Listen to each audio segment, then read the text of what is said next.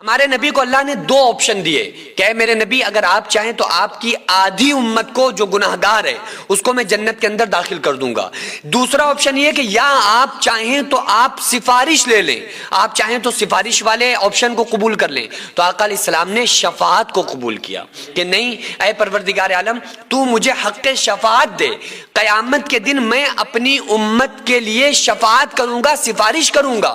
تو صحابہ نے پوچھا یا رسول اللہ صلی اللہ علیہ وآلہ وسلم آپ جب قیامت کے دن سفارش کریں گے، اپنی امت کی شفاعت کریں گے، تو آپ کی شفاعت سے، آپ کی سفارش سے اللہ تعالیٰ کتنے لوگوں کو جنت میں داخل کر دے گا اور کتنے لوگ جہنم میں بچیں گے؟ تو قربان جاؤں اپنے نبی صلی اللہ علیہ وآلہ وسلم پر، ہمارے آقا فرماتے ہیں کہ میرے صحابہ سنو، جب تک اپنی امت کے ایک ایک کلمہ پڑھنے والے کو جہنم سے نکال کر جنت میں نہ لے جاؤں، میں محمد رسول اللہ صلی اللہ علیہ وآلہ وسلم کو چین نہیں آئے گا۔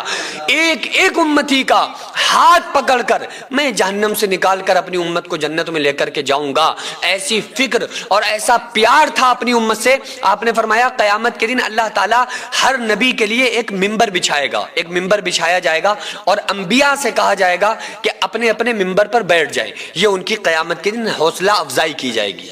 آپ نے فرمایا کہ میرے لیے بھی ایک ممبر بچھایا جائے گا جو سب سے اعلیٰ، سب سے نوری ہوگا، لیکن اللہ فرمائے گا کہ میرے محبوب صلی اللہ علیہ وآلہ وسلم آپ بھی اس قیامت کے دن آپ اس نوری ممبر پر تشریف رکھیں، بیٹھ جائیں۔ تو آقا علیہ السلام نے ارشاد فرمایا میں نہیں بیٹھوں گا۔ صحابہ نے پوچھا یا رسول اللہ کیوں نہیں بیٹھیں گے؟ تو آپ نے فرمایا کہ میں اللہ کا حکم پورا کرنے کے لیے میں اس ممبر پہ ہاتھ رکھ دوں گا لیکن میں بیٹھوں گا نہیں۔ کہا یا رسول اللہ آپ بیٹھیں گے کیوں نہیں؟ آپ نے فرمایا کہ اے میرے صحابہ مجھے اندیشہ ہوگا، مجھے یہ خوف ہوگا کہ کہیں ایسا نہ ہو کہ یہ نوری ممبر مجھے اڑا کے جنت میں نہ لی جائے اور میری امت میدان محشر میں پریشان نہ رہ جائے۔ میں تو اپنی امت کو اپنے ساتھ جنت میں لے کر کے جاؤں گا۔ ایک بات اور بتاؤں، صحابہ نے پوچھا یا رسول اللہ قیامت کے دن آپ ملیں گے کہاں؟ کیونکہ آپ تو نبیوں کی صف میں کھڑے ہوں گے، ہم صحابہ ہیں نبیوں کی صف میں نہیں کھڑے ہوں گے، تو آپ کو ہم کیسے تلاش کریں، کہاں ڈھونڈیں؟ تو آقا علیہ السلام نے ارشاد فرمایا اے صحابہ سنو، قیامت کے دن 120 صفیں ہوں گی، ان 120 صفوں میں سارے لوگ ہوں گے، امیروں کی صف الگ ہوگی، غریبوں کی الگ ہوگی، نبیوں کی الگ ہوگی، شہداء کی الگ ہوگی، گناہگاروں کی الگ ہوگی۔ تو آپ نے فرمایا کہ اے میرے صحابہ قیامت کے دن اگر مجھے ڈھونڈنا چاہتے ہو تو مجھے نبیوں کی صف میں تلاش نہ کرنا، مجھے تم صحابہ کی صف میں مت ڈھونڈنا۔ کہا یا رسول اللہ پھر آپ کہاں ملیں گے؟ تو پیارے آقا فرماتے ہیں اے میرے صحابہ اگر مجھے قیامت کے دن ڈھونڈنا چاہتے ہو تو مجھے میری امت کے غریبوں میں تلاش کرنا۔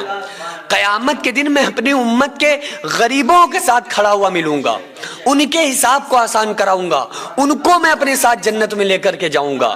ایک مرتبہ آقا علیہ السلام جہاد میں گئے ہوئے تھے، 1 مہینے کے بعد جہاد سے واپس ہو رہے تھے۔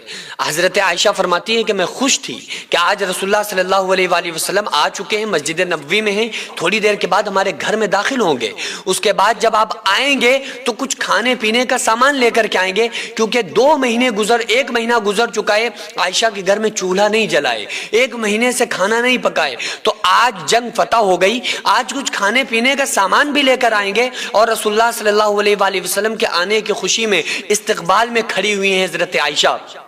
شام کا وقت آیا، رسول اللہ صلی اللہ علیہ وآلہ وسلم گھر کے اندر داخل ہوئے، حضرت عائشہ